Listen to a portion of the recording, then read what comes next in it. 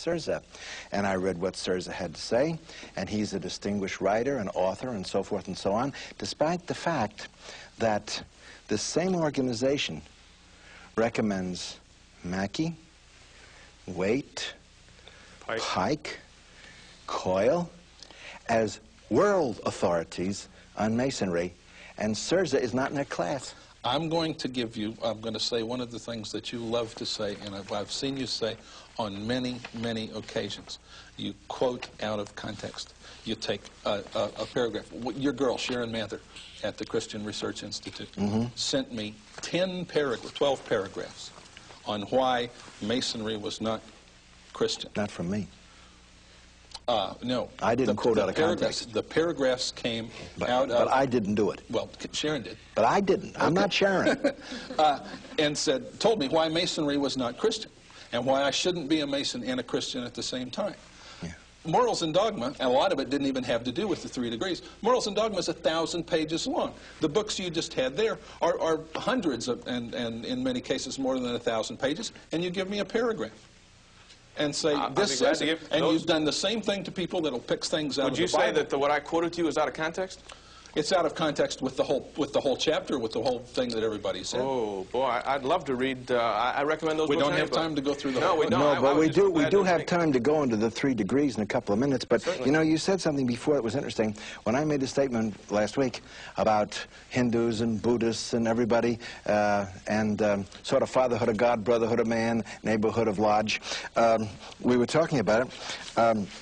I thought it'd be interesting to get some of the sources on Masonry and quote what they had to say. The Holy Bible is the great light of Masonry. You believe that? I believe that. So far, no responsible Masonic authority has held that a Freemason must believe the Bible or any part of it. Because it's not a religion. But what good does it do to talk about the Holy Bible as the great light of Masonry if you're not required to turn on a switch? You're walking around in darkness saying it's a great light. When we come back, you don't use it. When we come back, I would like to read you the charge from the 1st degree. Can I allow that? Can I give you the 3rd degree? Okay. Joke. The all-seeing eye pervades the innermost recesses of the human heart and will reward us according to our merits. Ritual. There is an immortal spark in man. Ritual. There was never a false God, nor was there ever really a false religion, unless you call a child a false man. Masonic Monitor. I, for one, can never understand how anyone who takes an exclusive view of Christ as the only revelation of God's truth can become a Freemason without suffering from spiritual schizophrenia.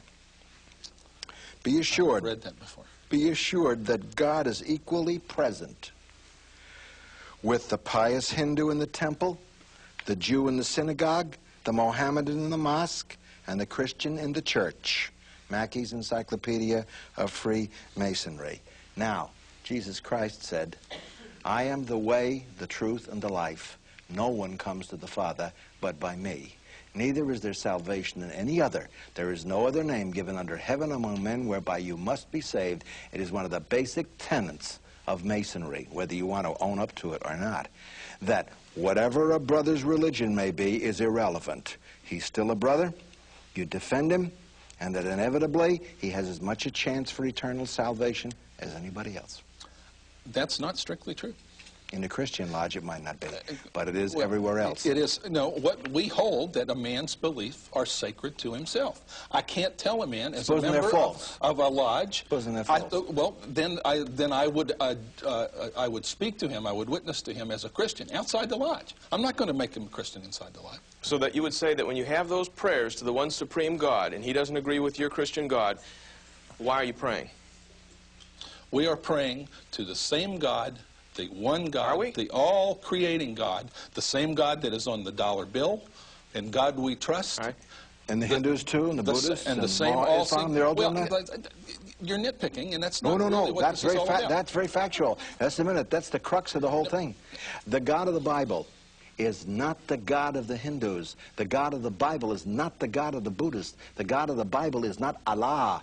The God of the Bible is the Lord, eternal God who became man in Jesus Christ. You cannot call him by all these different names and say you're talking about the one God. That's biblical nonsense. We are not doing that. When I You just say said a that prayer, a minute ago. when I say a prayer in Lodge, I say a prayer to my God. But they're praying to the same God. No, when I acted as chaplain, I said my own prayer. I didn't even use the prayer. In a Buddhist lodge. There was no point in doing it. In a Buddhist lodge, in a Zoroastrian lodge, in a Muslim lodge, are they praying to the same God you're praying to? They are praying to their God. To the same God you're praying to? Well, no, I can't say that. Then they're lost, right? Yes, but they're still Masons. But they're lost. But they're still Masons. So all your Masonic brothers, I want to get this out, all your Masonic brothers who reject Jesus Christ's gospel and follow these things, even in the full light of Masonry, are lost. According to my beliefs as a Christian, yes. Thank you. Okay, we'll take a break. And But that's their choice. All right. I believe that. I believe you're right. Okay. We're going to take a break. Believe it. We'll take it, and we're going to take it right now, and we'll come right back.